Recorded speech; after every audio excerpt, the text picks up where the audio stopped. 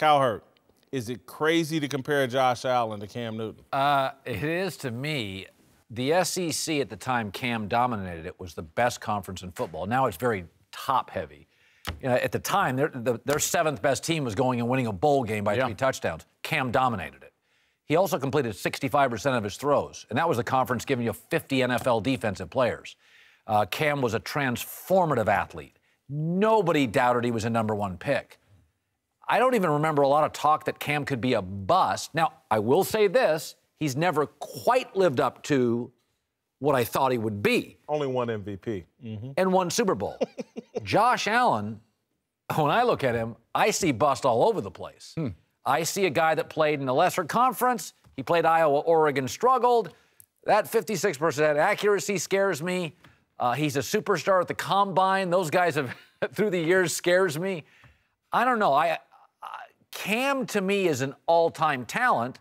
Josh Allen is a world-class arm. Yeah, to me, this is trolling. This is trying to be woke or different. Or, look, I'm going to compare this big white quarterback to a big black quarterback. I'm going to be different than everybody else. The comparable is Ben Roethlisberger. You don't have to...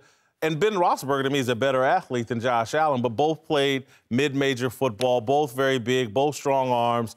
And look, I just don't even think, and he kind of says it in here, when you compare him to Cam Newton and you acknowledge he doesn't have Cam's leg, all he has is Cam's arm, that's an insult. Because Cam's arm in the NFL isn't that accurate, and what makes him dynamic is his ability to run. I just don't like the comparison. Yeah, you know, for me, I think it's dangerous, Colin, to go the route you went. In comparing college quarterbacks' completion percentage, because the offenses are so different. You know, Gus Malzahn's offense, and that's essentially the offense that Cam came out of, it's there to complete 65%. I mean, you are making very easy throws, completable passes, decisions that are made for you. Josh was not in that type of offense at Wyoming. He was making big boy throws. And so your completion percentage is going to suffer just born out of the schematics of what you're trying to achieve and the throws that you're trying to make down the field. So I'm not as concerned about his completion percentage maybe as some. Plus, his core of wide receivers wasn't the best. He has not thrown them under the bus, which I think is a big feather in his cap. The fact that he's kind of gone out there and worn it like a badge of courage. I will say this. I think there are elements of Big Ben's game and Cam Newton's game because he does throw max effort like Cam Newton a lot, where they're not throwing with a lot of touch. But he's also a guy that's not going to win with his legs, but he is very good with his legs in getting away, being elusive in the pocket, and buying himself time, and that's very Ben Roethlisberger. Yeah, and I think when you talk about touch, what you're talking about is I see the player here, but I'm going to throw him over there. And so with that comes a lot of trust. I have to know that my receiver is going to get to a certain spot at a certain time and a certain location, and I'm going to deliver it on time. So much about playing quarterback is controlling the ball. Controlling where it's thrown, controlling when it's thrown, and controlling what the tempo the ball has on it. You have to understand where your guy is going, and I think there was enough issues with Josh in college with the supporting cast around developing that trust. When I compare that to Cam Newton, I go, well, he's had 4 or 5 cracks at it in the NFL of developing that anticipation, and we've seen him want to see guys open and then throw them the ball, as opposed to throwing guys open. With Josh, put NFL talent around him, it's not automatic by no means, but I believe what I've seen in person and even what we saw in Mobile, we saw him fitting the ball into windows, but in the game we saw through 2 touchdowns that he threw, layered to a spot, trusting the guy that he's known for 12 minutes. And that's so important. It's there. Because, and correct me, you know, if you think that this is off base, but I think that quarterbacks in the National Football League really win with 3 elements of their game.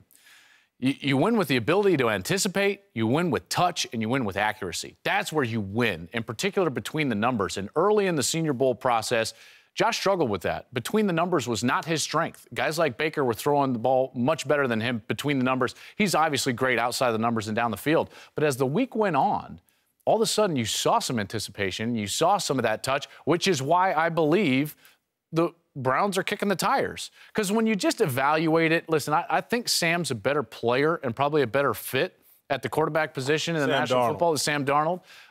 But Josh there's this element of almost mythical proportions with his arm where you're just like, my goodness, I mean, this guy has He's got the strongest arm I've ever like seen. You think you can compare Allen to Cam?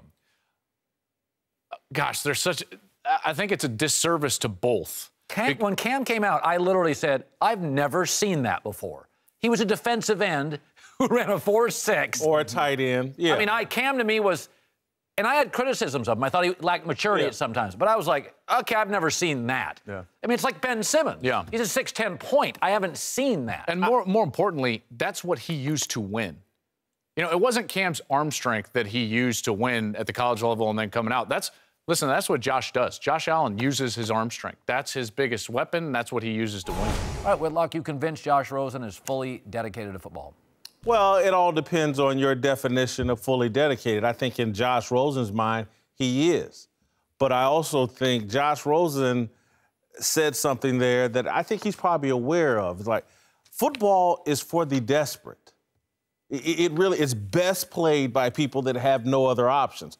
Quarterback is a bit of an exception, but when you find someone like Tom Brady who plays the game with the same passion and desperation as Ray Lewis, then you have a chance to have the greatest quarterback of all time. Josh Rosen's never going to be that guy. I think he seems to be aware of that. He's not desperate to play. Football's not a necessity for him. And so I think he's always going to struggle to be fully dedicated. And then when you toss on the fact that he has these visions of using his platform to accomplish things beyond football, I think when you start thinking that way going in the door, when you haven't mastered the game of professional football, it's a red flag for me. I totally disagree. Peyton Manning was never desperate. He was wealthy. Steph Curry was wealthy. Most now pro athletes in the NBA have a relative that's played high-level sports, and this is not the 60s. We have millionaire after millionaire. Let me push back a little bit on your Peyton Manning never desperate. When you come from that family and when you have as much talent as him, the desperation he feels is not living up to his potential. It might not be desperate financially. You're talking about Matt Ryan if he ends up with Joel Rye's NFL career, then it's an epic failure for Peyton Manning. Yeah. Wait, this whole idea that, okay, who ends up going to Wall Street? Ivy League kids. They don't come from poor backgrounds. What drives them? It's not desperation. What drives Peyton? Russell wasn't poor. Brady wasn't poor. Rodgers' family wasn't poor. No. You're defining desperation as just economic desperation. There are some people so desperate to be great at football. I don't think Josh Rosen's that guy. I think being great at football would be nice, but Tom Brady, I don't think he came from the streets of the hood or whatever, but he has a desperation to be the greatest quarterback ever that Peyton Manning also had.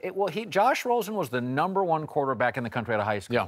You don't get there unless you're driven. Well, you can get that on talent. He's exceptionally talented. I mean, he plays the position beautifully. His movement, his efficiency of movement in the pocket, his ability to have a quick release, layer the ball. I mean, he makes every single throw. He's smart. If this was just an on-field critique, I think he would be the #1 pick in the draft. Unfortunately, what comes with that beautiful player on the field is this contradiction off the field. And that piece that for the ESPN the magazine was the entire thing was a contradiction. In one sentence, he was talking about how, this is just me, deal with it.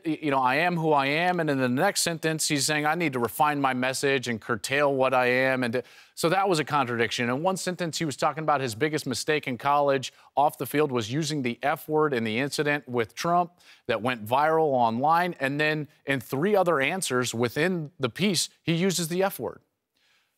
That struck me as just a contradiction. He talks about, he was asked a question, well, are you going to care about politics or just play football? He says both.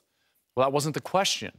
Again, I just don't quite, to your point, Jason, I don't know what he wants.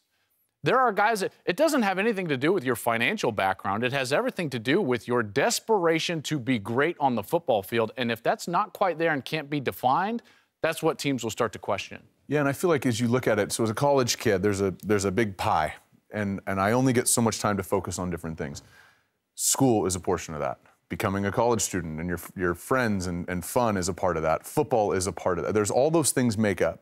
And as you transition from college to pro, 100% of that early on in your career, particularly your rookie year, you're not doing foundations, charity stuff. You're not doing a ton of marketing stuff. The top picks usually say, don't make me famous till the second year. So that first year or two, you have an opportunity to go all in on football.